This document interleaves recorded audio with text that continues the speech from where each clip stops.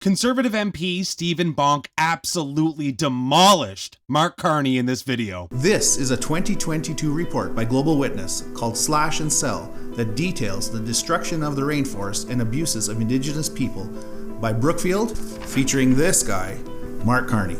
Caution, this video will make you angry, sick, sad, and everything in between. Steven Bonk, the new Conservative MP for Souris Moose Mountain, is not holding back. This isn't your typical political post. It's raw and real. Guys, you do not want to miss a second of this. Before I begin, make sure you check below the video to see if you're subscribed to my channel. Hit the like button if you think Mark Carney should be forced to resign.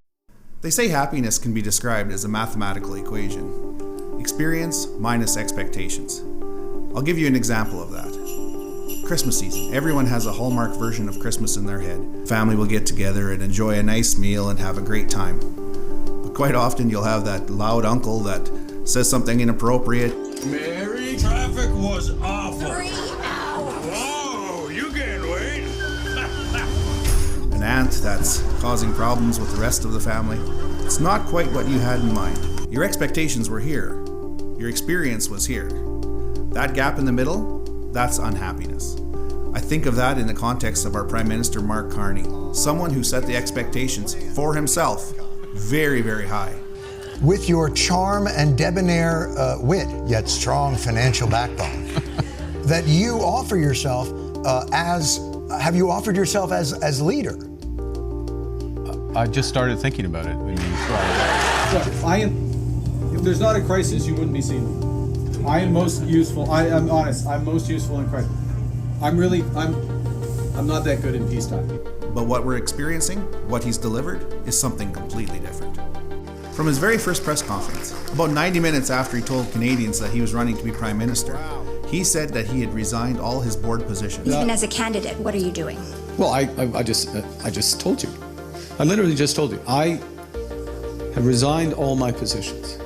I resigned all my positions. Full stop. We found out the very next day from the National Post that this wasn't true. During the campaign, he was stomping around saying, elbows up, we're going to fight Donald Trump everywhere. And we're going to tariff for tariff with Donald Trump. Not only did he drop all the tariffs during the campaign and not tell anybody, but then just a couple of weeks ago, when a reporter asked him about this, he said, who cares? Next question. Who cares? I mean, it's a detail. It's a detail. I spoke to him. I'll speak to him again when it matters. Expectations here, experience here. And this goes on and on and on. But I think the most egregious example of this is Mark Carney's record when it comes to environmental stewardship. Millions of Canadians voted for this guy because they believe he was an environmental champion. He trotted around the world promoting green energy projects. He was an advisor to Prime Minister Trudeau. It wouldn't have been unusual a few years ago to see this guy on Bloomberg or BNN talking about green projects and how Brookfield was there to save the day, where all he talked about was green energy and how we had to get to net zero. Our ultimate objectives, which is to get to net zero, we do not just have a cap on emissions, but those emissions are brought effectively to zero. In terms of, we have both far too many fossil fuels in the world. We're going to have enormous stranded assets, half of gas, 3/4 of coal, etc. Maybe up as much as half of oil reserves, proven reserves, need to stay in the ground if we're going to get to where we are. That's expectations being set through the roof, and Canadians believed them, and they voted for him. So those were the expectations. Now let me introduce the reality. The Amazon rainforest. The lungs of the planet. The biodiversity here is incredible. It's home to more plant species and more animal species than any other place on Earth. I'm not David Attenborough, and I can't do it justice, but anyone should go and watch Planet Earth to see the majesty of the rainforest and how important it is to our planet. We've been fighting deforestation for decades, trying to save species from extinction. It's probably not a good idea that we cut it down. When people see the clear cutting of the Amazon rainforest, they know in their heart that this is something that's wrong.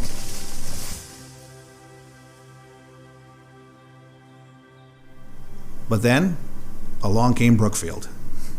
This is a 2022 report by Global Witness called Slash and Sell that details the destruction of the rainforest and abuses of Indigenous people by Brookfield, featuring this guy, Mark Carney. I want to be very clear. These are very serious allegations. They include human rights abuses, accusations of slavery, deforestation of the rainforest? I'm reporting what I found from Global Witness. I'm going to put a link below so you can read it for yourself. I'm just going to read from the top line of the summary of findings. A Canadian asset manager, part run by green finance champion Mark Carney, cleared thousands of football fields worth of tropical forest in Brazil. An estimated 9,000 hectares of deforestation, the legality of which could not be proven by Brookfield Asset Management, took place on 8 farms owned and managed by Brookfield's soybean farming empire. Brookfield signed up to the Glasgow Financial Alliance for Net Zero, GFANZ, in April of 2021. The alliance commits its signatories to taking immediate action to reach net zero greenhouse gas emissions by 2050. Yet, deforestation on Brookfield's farms released an estimated 600,000 tons of CO2 in the 9 years up to June 21, destroying parts of a crucial carbon sink and biodiversity hotspot. And so this guy was trotting around the world with his elbows up, telling everyone that they need to reach net zero by 2050. They have to drive an electric vehicle, that you have to suffer to save the environment. All the while, this guy and Brookfield, Mark Carney and Brookfield, are leveling the rainforest. Brookfield's assets in Brazil are worth tens of billions of dollars. For anything from infrastructure to energy, gas pipelines, hydroelectric nuclear plants, shopping malls. But it actually gets a little bit complicated. With companies, shell companies, holding companies, nothing's very clear. Except when it comes to the destruction of the rainforest, which was so obvious that you can see it from space. From the air, green tufts of soybean form dark geometrical shapes in otherwise bald patches of tropical rainforest savanna. The boundaries between forest and clear land on Brookfield farms are so straight that they could only be human-made. Satellite imagery confirms the destruction of the rainforest that is unmistakable. And this is all happening at the same time when Mark Carney wrote to members of GFANZ, urging them to stop financing deforestation, warning the world will not reach net zero by 2050 unless we halt and reverse deforestation within a decade. This is probably the most damning example of experience versus expectations that I have ever seen. And you think this couldn't get any worse. And then you read the slave labor findings. I know it makes for a less interesting video, but on this, I'm going to read straight from the report. Under the heading, Slave Labor Concerns, police found 42 farm workers living in slave-like conditions inside a farm in 2014, 28 of whom were housed in a 70-meter square house with no toilets or showers, according to court papers from November 21 and local newspaper reports. Brookfield was fined $800,000 for this offense, a court ruling that was upheld in December of 2021. And Mark Carney was the vice chair of Brookfield when this court ruling came down. I don't even know what to say. Can you imagine for 1 second if Pierre Poilievre, or a company that he was connected to, had these kind of accusations against him? The legacy media would have lit their hair on fire. Yep. So I mean, we have basically a liberal heckler who snuck in here today. Thank you very much. I'm being heckled here by. Thank you very much for your congratulations. Thank you very much for your questions. Millions of people voted for Mark Carney because they thought he was a champion for the environment, for green energy. This could not be further from the truth. Why weren't we told about this during the election? Thousands and thousands of NDP voters switched to the Liberals in the last election, thinking that Mark Carney was an environmental champion, that he had their best interests at heart. How are they learning about this for the first time right now? Now, I'm not saying that Mark Carney had slaves, but Mark Carney was the vice chair of Brookfield when a Brookfield-controlled company paid $800,000 to the Brazilian government as a fine for slave labor-related offenses. And can you imagine if the situation was reversed and it was Pierre Poilievre? What would the media do? This situation is so absurd that I can't believe that I'm having to clarify that Mark Carney, the Prime Minister of Canada, had or didn't have slaves. There are court documents and satellite images to back up all of these claims. Let's bring this back to happiness. Expectations minus experience. If your kid came to you and said, I want a red bike for Christmas, and you got him socks, I'm pretty sure he'd be disappointed. I think the same thing's true with Mark Carney. Millions of people voted for Mark Carney because they were told he was a green champion.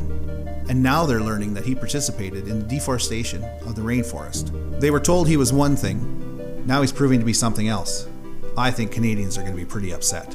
Man, oh man. We all knew Mark Carney was a total shell of what he pretended to be. We as Canadians understand where Mark Carney's interests lie. It's not the Canadian economy, and it's most certainly not on green energy. Not in the way that he describes it. Mark Carney has betrayed Canadians. That includes you Liberal and NDP voters too. He made promise after promise that he's yet to keep. Steven Bonk did an amazing job putting this expose together while showing the contrast and priorities that Conservatives are fighting for. And I'm sorry, Liberal voters, but if you're still on the side of Mark Carney even after seeing this, then it's clear you don't care about the environment or human rights. Mark Carney is fully on the defense right now, and mainstream media is 100% not gonna cover this story. So it's up to you guys to share the video far and wide, because every Canadian deserves to know the truth behind who they voted for. Many of us already understood who Mark Carney was from the very start. Pierre Poilievre wasn't just right about him, he painted a Picasso of who Carney was and what he is. But people were foiled by Carney's facade. Don't let people continue to be fooled by this globalist WEF puppet. Even if you change the mind of a few people across Canada, well, we all know how slim of a margin it takes to win or lose a riding. If you made it to the end of my video, I truly appreciate you taking the time from your day to watch. Comment your thoughts about Steven Bonk and his video about Mark Carney. Shit's gonna hit the fan, people.